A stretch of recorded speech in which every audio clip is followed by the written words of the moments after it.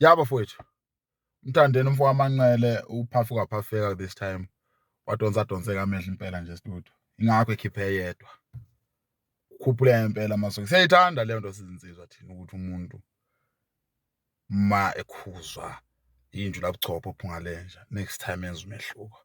Uyayizwa leyo nto. Iyalalela lengane lokhu kuyasebenza kwakhe lokhu umfana Manqele lokhu kuyasebenza lokho. Ukhuphuka ngempela Dundunu mfana ngiyakubongeza mina. Ya sengathi ungafa uphumule. Uyayibona le nto leyo. Wombheka kodwa lo mfana wasenkandla lo. Abathi ungizwe. Uyixokabi lo muntu loyo. Wombheka mfowethu ngamanje uzonginikeza inkinga uyayibona le nto leyo. Ya, netwazwana naye washaya udaka last year December 2021. Uyayibona le nto leyo. So umgada lo mfana abathi ungizwe lo. Yafika khona kuyabola. Kuyaphupha. Uyayibona le nto. Ya. Akho kusebenzeke lokho wendoda lokho kusebenze lokho yayizwa le nto.